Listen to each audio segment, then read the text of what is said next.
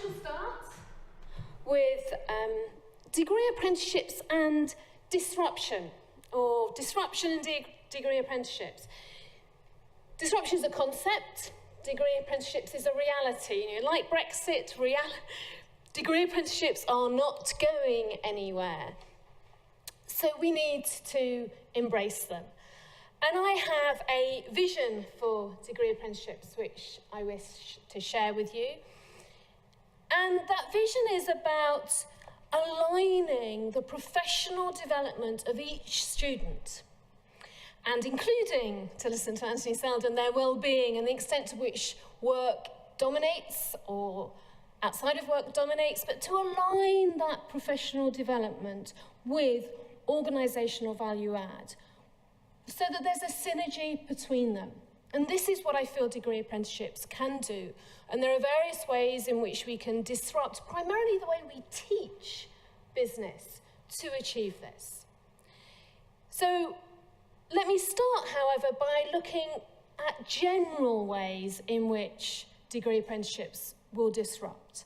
And then I will lead on to the specific ideas I have around teaching, because as was discussed by Ray this morning and Anthony this afternoon, for me, teaching is at the heart of any disruption we are going to undertake in education. So let's look at the general ways in which degree apprenticeships will disrupt. Well, firstly, there's the levy. That in itself is hugely disruptive.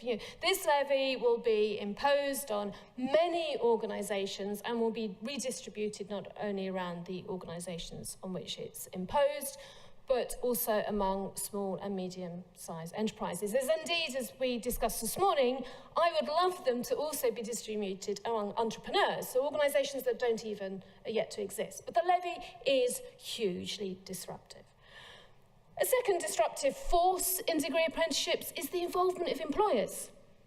The employers have been involved in creating the degree apprenticeships, in designing them, and we are going to have a huge number of employers, far more than we've ever done before, if employers take up their right to spend the levy on their own apprenticeships, engaged in business education. This is huge, to be accountable to employers in a way that perhaps we've never been done before. And this whole theory into practice debate within which we come across in business education time after time will come to the fore as we engage employers.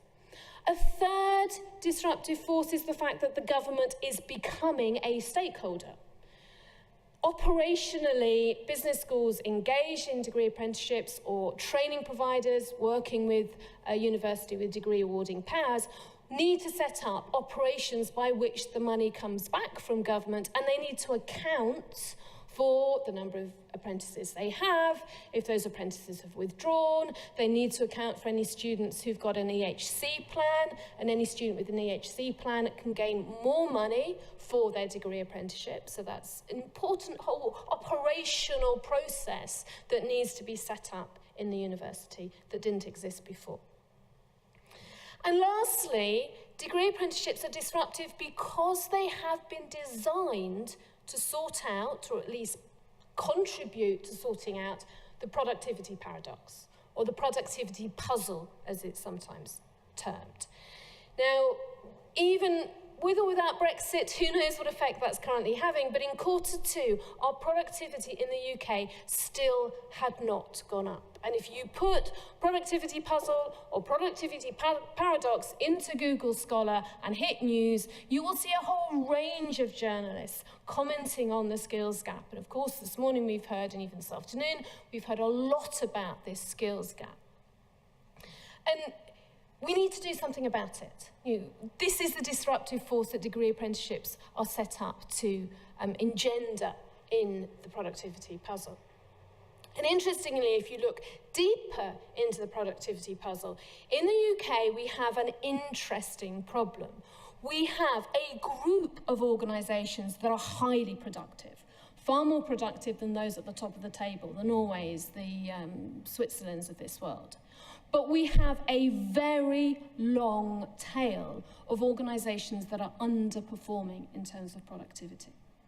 And arguably, it's the degree apprenticeships should be aimed at those organisations and that long tail. If you dig deeper, what you find is people saying, and this is common parlance at this conference, that the problem is interpersonal skills, is emotional intelligence, is mixing knowledge up with all of those other skills. You know, as Ray talked about this morning, maybe we've gone too far into experiential learning, and we do need to remember that we need to give more knowledge. But the productivity puzzle and paradox would say to us that we need to mix up knowledge with the soft skills to produce something which will raise the productivity level of these organisations in this very long tail that we have in the UK. So perhaps I'm beginning to bore you about general reasons for why degree apprenticeships are disruptive. So let's look at some more specific ideas that I'm playing with in the leadership and management degree apprenticeship space. Let's look at some of the frustrations I've felt in my career of business education. Some of you may share these, and some of you may have your own frustrations, and this is a call to action to reframe those frustrations and use degree apprenticeships as a way of disrupting business education and finding some new creative ideas to get around these frustrations. One of the frustrations I've had is that student in the corner who you award good marks to. You have to award good marks to because they have met the learning outcomes, but you fear them in the workplace because they're, should we say, arrogant? Yeah? They know their stuff, they can write the assessment, they're very good communicators, but you worry whether they're the type that The Economist, in their review of business education, primarily MBA market after the financial crisis, worried about caused the financial crisis. What can we do about those? We give them high marks. We're kind of right to give them high marks. They go through all the external examining process and moderation, and they still have a high mark. But it frustrates you because you're not convinced they are effective people in the workplace in terms of those interpersonal skills. The other person I tend to worry about and get frustrated about is the opposite. It's that humble person in maybe the back of the classroom, because the arrogant guy's at the front of the classroom, but the humble person at the back of the classroom who, when you ask a question in class, doesn't ever answer, and yet maybe on a one-on-one you realise that they are very insightful despite that humility. And maybe you give them the paper on leadership as humility and you try to raise their awareness that that is a good characteristic to have, but you never get that far with them.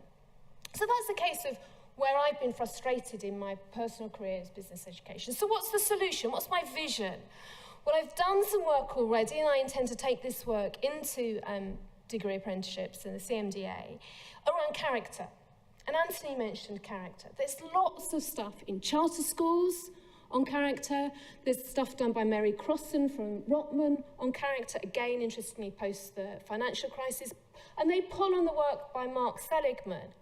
And it's fascinating, it is so brilliant to see a class of a whole variety of students with very different characters sit in front, maybe in peer-to-peer coaching, with a table of character traits and say, well, what do I tend to have in excess? What do I have as a deficiency? And I don't know if some of you were in Ross Sunley's session, but you see how students realise that they have a unique character, that character can be developed, that other people have different characters, and all of those characters are in the real workplace.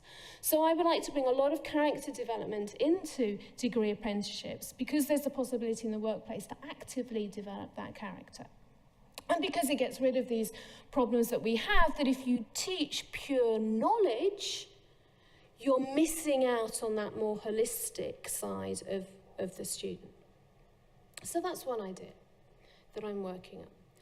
Another idea, again, to pull on something that was mentioned before, is why do we not learn more from schools in higher education? Again, a frustration I have is I walk into a class or I peer review people walking into a class and there's a differentiation problem. And yet schools get that right. No school gets an Ofsted outstanding unless the teacher can prove that every single child in the room has gained from that lesson. If we did that in higher education, we might be a little scared of what the results would be. So how can we cope with the differentiation in a single room? And my solution to that again I'm working on, is the concept of professional knowledge. So making sure that students understand that theory comes in all guises and knowledge comes in all guises, and they can pick and choose what knowledge they are ready for and how to use it. So gone is the notion that you just provide a textbook and these papers. You teach students that they can pick and choose bits of theory from a textbook when they need to act maybe immediately with some simple tool, but then when there's something that they need to consider more, that it's a more messy problem, a more difficult problem in the workplace, that then they maybe look at something more conceptual, they maybe do their own research. And so professional knowledge is something that is much more holistic, that allows students to create their own theory in action. And I do a lot of work with students saying, create a rich picture of your own theory. You don't think you need to read an academic paper or textbook from beginning to end. Any course never supplies you with all the knowledge there is anyway on a subject. So let's stop pretending it does. And let's teach students to be empowered to seek whatever knowledge they need to become a better manager or leader. So that's that frustration of differentiation. And if you scaffold students from working initially with simple tools, all the way up to concepts, to then taking their own bits and pieces from different theories and making their own theory in action, you get differentiation happening in the same room. And you can see students who are maybe only using tools, look at students who are using concepts, look at students who are using theory much more provocatively in a way that empowers them. And if you do that, you get this vision of students developing themselves in a way that aligns themselves with an organisation, because they can find theory that suits their organisation. I did a viva of a student earlier this week, and he said at the end of the viva, when we said, well, you've got any questions for us, it was to move from a second year to a third year within a work-based learning degree, not a degree apprenticeship, but even so, there are parallels. And he said the biggest revelation for him was when he realised there was no amazing truth out there in theory, that he could just take bits and pieces of theory from that paper, that textbook, and create his own theory that he could then use in his organisation. Lex Donaldson, the business academic, talks of being damned by our own theories, that as teachers, if a theory can be, or if knowledge can be taught, then by definition it can be shared amongst everybody, and if by definition it can be shared around everybody, then it can't create unique sustainable advantage. But if you allow students to make their own theory up, you teach them how to do it, you empower them how to do it, then they can create their own theory specific to their own organisation and create sustainable advantage. Get that alignment between their professional development and organisational value add.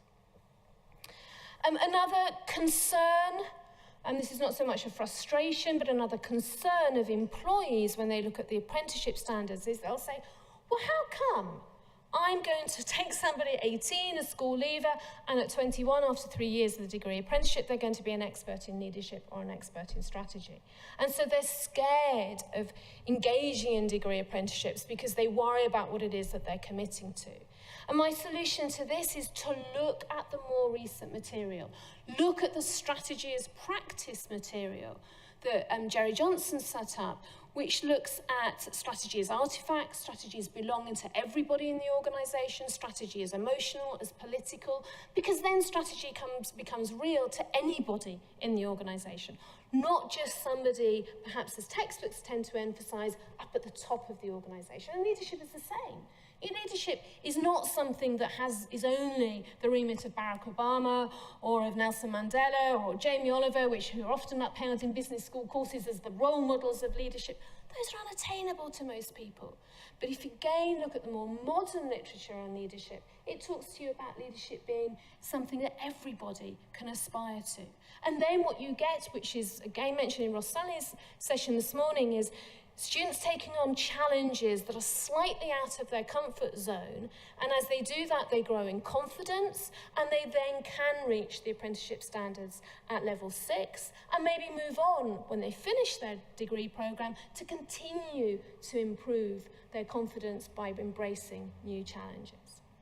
So that's something else I'm looking at.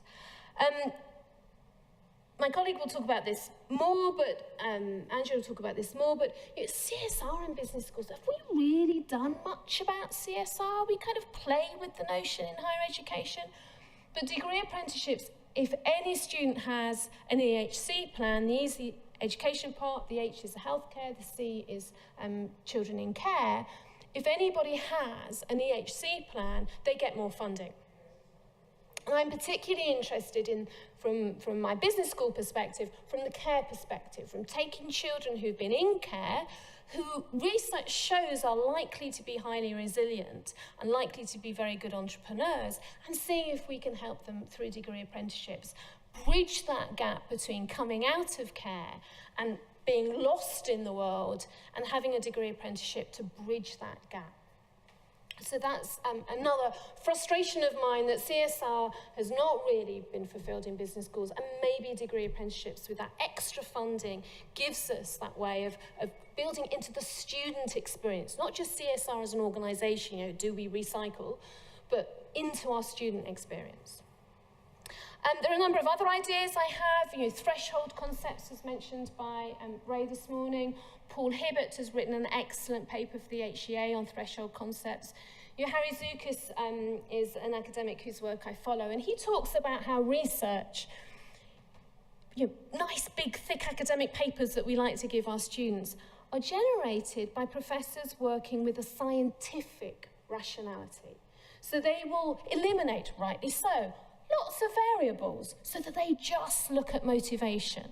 But the reality is students in the workplace won't ever have to just deal with motivation. They will be motivating a team, all of whom will have individual motivational needs, but they'll also have this thing called organisational control coming down to impinge on them. So what real managers in the real world work with is something called practical rationality, or something that Harry Zoukas has called practical rationality. And threshold concepts, which are concepts that go across functional boundaries and also uses integrative skills that were talked about by Ray this morning, are another thing that we could introduce into business education, because degree apprenticeships will demand it of us as educators of business, because the employers will be demanding that their apprenticeships are able to see the perspective of finance and the perspective of marketing, even if they've done a finance module and a marketing module. At the moment in assessments, we often pay lip service to saying, let's have one question that goes across functional boundaries. But maybe with degree apprenticeships, we can have assessments, especially with the portfolio that's required in degree apprenticeships, use this threshold concept to make people truly work across functional areas in an integrative way. What else do I have? Accessible theory. A last idea, and then I'll close. Business research is constantly evolving. If we want to improve the productivity gap, we cannot rely on textbooks. We have to make those nasty, inaccessible, recently published papers accessible to students. And there are ways of doing that. I tell students, I teach them, don't ever look on Google Scholar for a paper that interests you and read it from the start. No! Don't go anywhere near the methods section unless you really are dedicated and want to fall asleep. You are managers. Go to the back of the paper. Look at the discussion. Look at the managerial implications section if there is one. And probably don't even read the literature review. And if there's a quote in there that interests you, and that's enough to start you wondering about what you're going to do tomorrow in your workplace, then just take that quote, put the paper to one side, get the reference, because we'll all still require degree apprenticeships to reference, and then add it to your bricolage of another theory that you've taken from a textbook, a wise quote from a manager in your organisation, something from the BBC Wise Practitioner CEO secret stuff, and create your own theory in action. So we need to teach students how to have that inquiring mind to constantly engage with new research. Because if we wish to reduce the productivity gap, then we need students to use latest research. So my speech, if you like, my talk is a call to action. You know, everyone in this room is a stakeholder in business education, and we can all associate with frustrations. I brought up my frustrations, you'll have your own frustrations in business education, but can we creatively reframe these frustrations as opportunities? And the degree apprenticeship's been such a big programme, we ought to be able to do it. And maybe then, you know, just as in the Olympics, Great Britain was second, my goodness, second in the medals tables across all those sports. Maybe we can take ourselves off the bottom of the G7 productivity table, which is where the UK is. The UK is bottom of the G7 productivity table. And if we can get second in the medal tables in the Olympics, then maybe with degree apprenticeships we can increase the productivity of organisations in that long tail by aligning personal development to organisational value add. And thank you very much for listening. You can contact me through LinkedIn or my hashtag, my @degreeapps, because I'm very keen on degree apprenticeships, as you might have gathered. But it's been fun thinking about the ideas that I'm incorporating into the CMDA in order to present to you today. So I'll hand over to